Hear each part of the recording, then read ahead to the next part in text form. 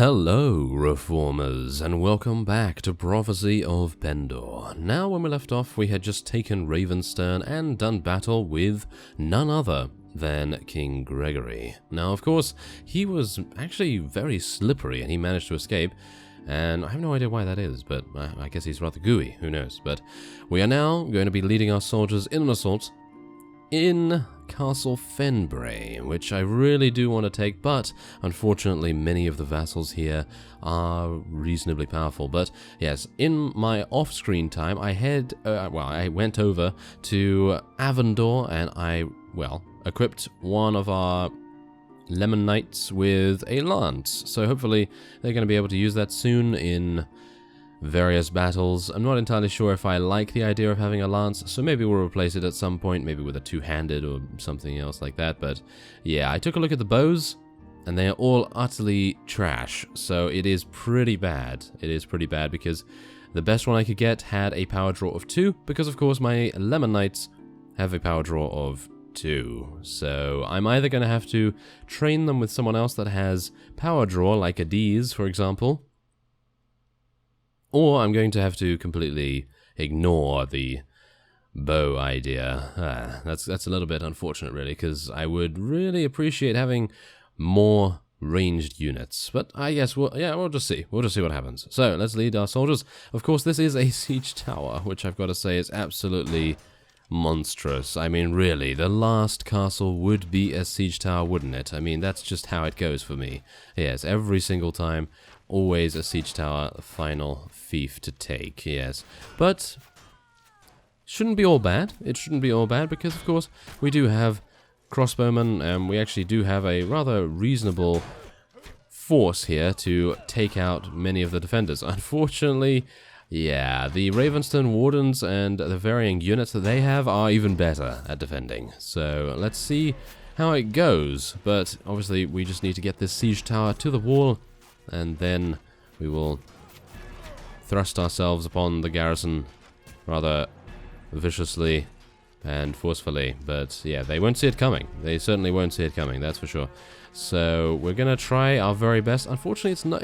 Yeah, I was thinking maybe nighttime would be a cool idea, but yeah, it doesn't give you any advantage, and maybe that would be a nice thing to have at some point. Maybe we'll have a feature where we can maybe have advantages and disadvantages upon attacking at night and in the daytime and things like that. Obviously, we already have a disadvantage. I think nighttime actually reduces the accuracy of your ranged units, but, well, what does it do for anyone else? It actually doesn't do anything. So, yeah, I was actually kind of hoping that maybe we would have, who knows, maybe we would have a bit of a stealth section, or maybe it would be more like the siege tower was moved relatively close to the walls in comparison to daytime, because obviously they can't really see what's going on, can they?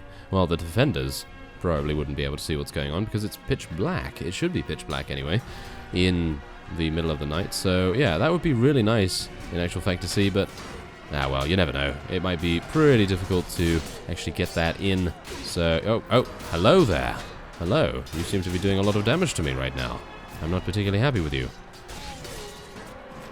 Okay, now come on now. Let's deal some damage. There we are. Okay, now take out that... Whoa, Ravenstern Knight. Okay, so we have all of our units in here, but I'm kind of a bit worried still because we are by ourselves. Ooh, they have a lot of good units. Wow, they do have a lot of good units. And that is unfortunate. Very, very unfortunate for us. Thankfully enough, my shield is amazing, but unfortunately, my sword is not so good against these guys. So we are not killing them outright like we usually do. So yes, we are getting a lot of the heavily armored units against us here. So, here we go. Okay, this is good. This is, oh wow, okay, that was an archer that was just getting taken out absolutely viciously by Ides there. Very nice. But otherwise, we just need to take out this guy and push him over the edge. Yep, there we go. Thank you very much. I was actually thinking that we would have a case of floating corpse or something along those lines, but thankfully enough, no. No, we are getting a couple of hilarious ragdolls. So, yes, there we go. I've taken out the remaining units. And now, let's see. What can we do? Well, we could move our archers over here and then see what they're able to do. because, of course, we did just charge in, and I'm sure... Do they actually have arrows still? I think some of them do, in actual fact, so this is going to be good, because now we are getting them over there, and they can fire into the rears of our opponents, which I actually really do think is going to be a good idea. Come on now. Yes, yes, okay, good. Ah, very nice. Ah, yes, very nice, apparently. Yes, that headshot's very nice.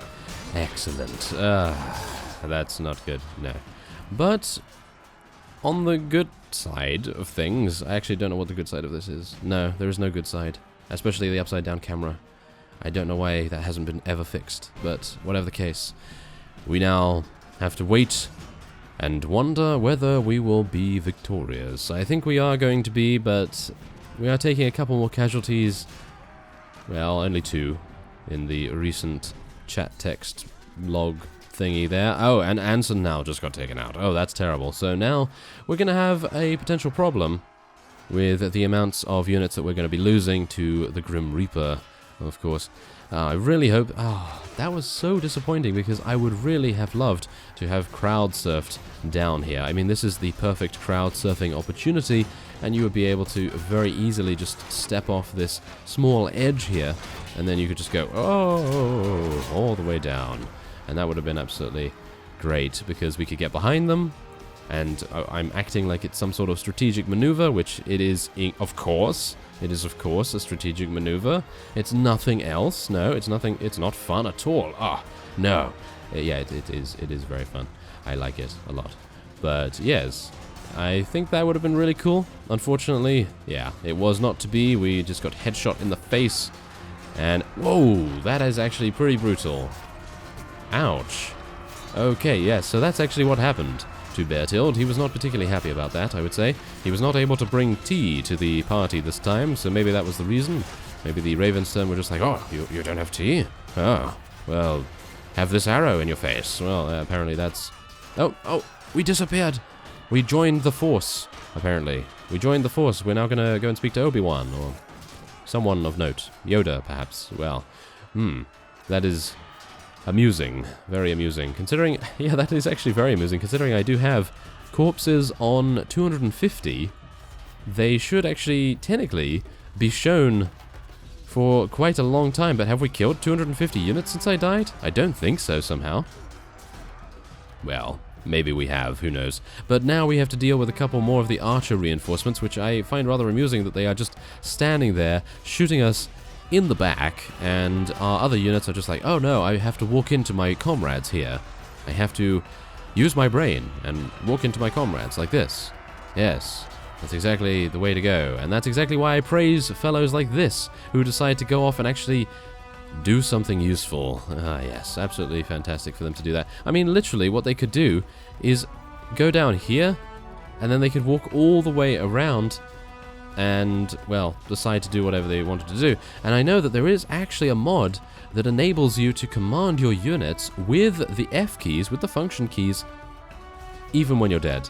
And I applaud that mod. I actually cannot remember what it is called, but I'm sure it is one that I made a series out of, so I'm actually unsure what it is specifically, but it's such a good mod that you're able to do that. I mean, really, that's really cool. Obviously, I would say that there are differing punishments for actually getting taken out, but if you are intending and wanting to have a strategic experience, then obviously being able to command them. I know I can bring this up. I do know that I can bring this battle map up, and I can click on this, for example. I can click on one of these things here, but obviously seeing as we've just finished, I can't actually command them anymore. But yeah, you can actually do that while you're dead, but it doesn't give the same kind of feel, because obviously you have no idea where your units are actually going to go, because you have no geography, shall we say, we have no buildings being shown on the actual map, so it would be impossible to know where they're actually going to go. So they could end up in the stables, for example. They could end up in the stables or behind this cart over here. Yeah, that's never going to happen, but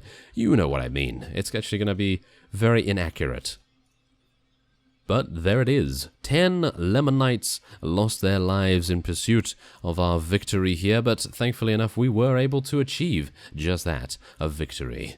That is well, I gotta say, actually pretty unlikely for us to get anywhere here because, well, they had so many vassals in here. I mean, really, you just have a look at how many vassals are going to escape, or how many vassals we're actually gonna be able to capture. Oh yes, now, that is gonna be a pretty difficult decision to make.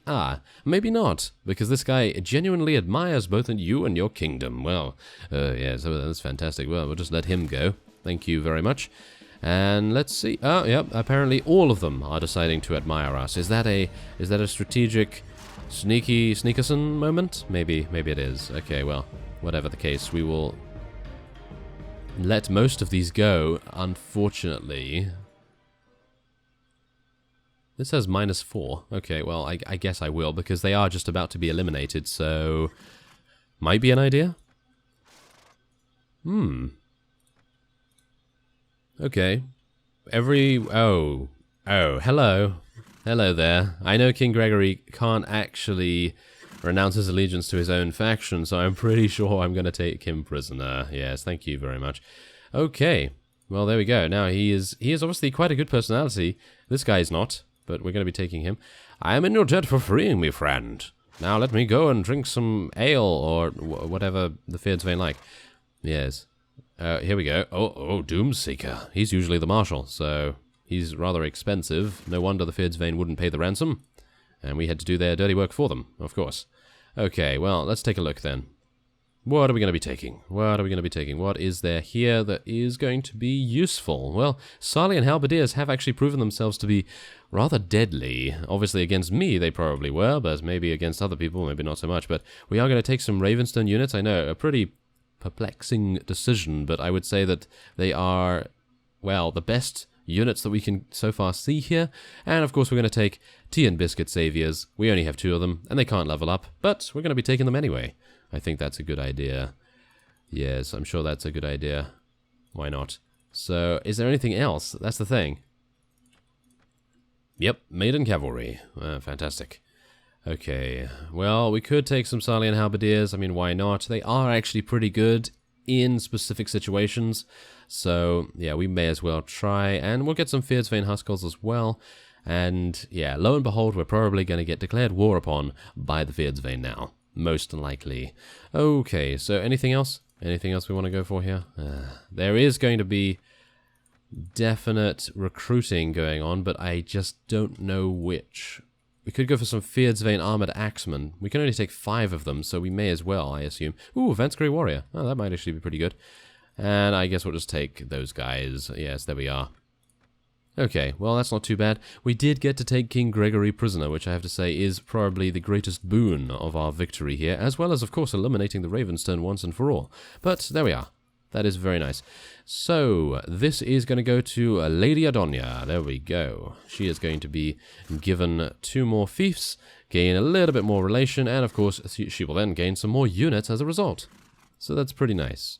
Now, if we're able to head onward, we might be able to...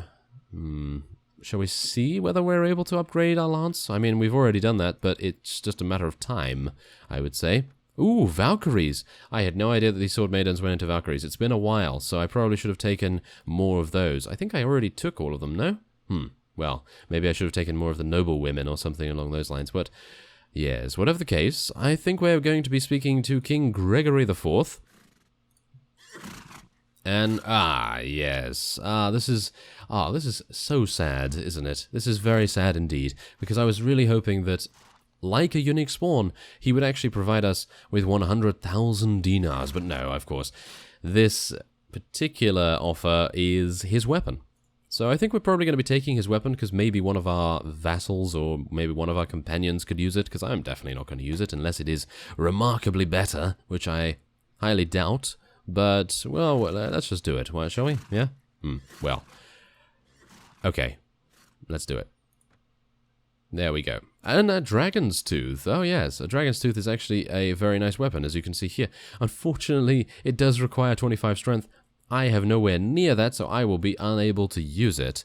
But it is a 2-handed / one-handed weapon, and maybe I will be able to give it to someone good. Maybe Adiz could use it? I'm pretty sure he's using a chipped Zingalian Death Saber. Yes, I'm pretty sure he was using that.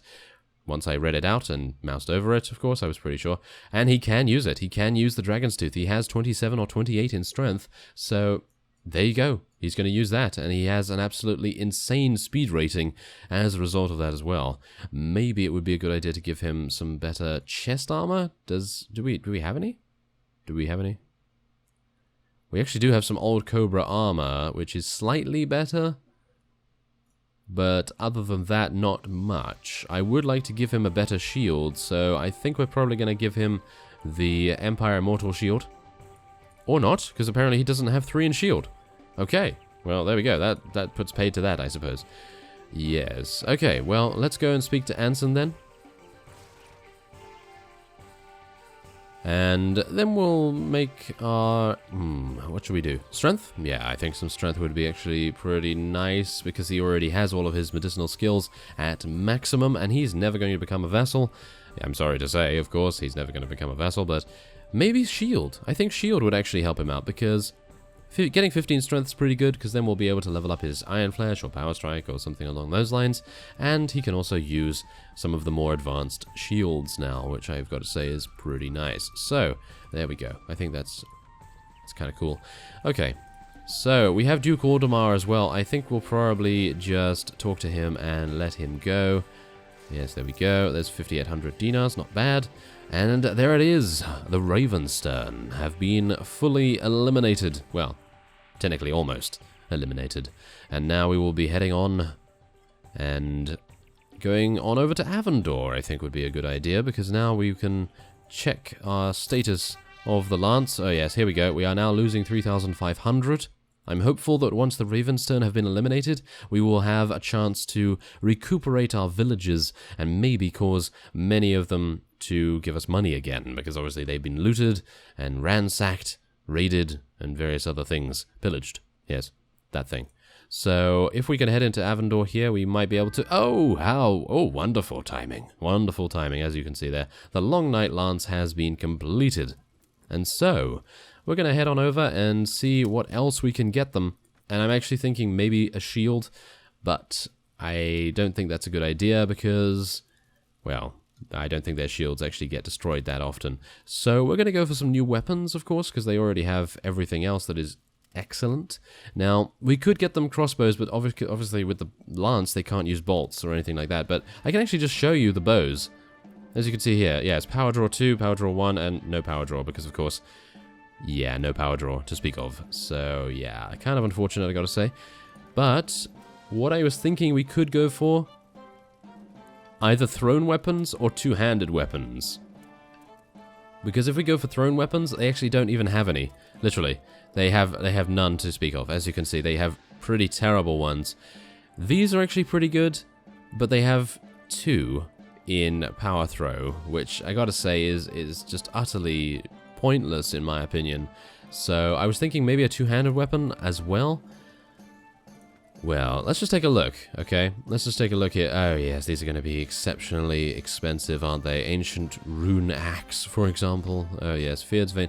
Okay, well, I think because I'm extremely cheap, we're actually going to go and take the thrown weapons, even though they may not be the greatest for our knights. It's good to give them some ranged capability, I suppose, but yeah, I really wanted to go for those bows, but maybe we'll have to try and train them up with D's or something along those lines at a later point. Okay, well, there we have it. That was a rather successful bout, and we will now end this episode off here. So I thank you very much for watching, and I will see you next time.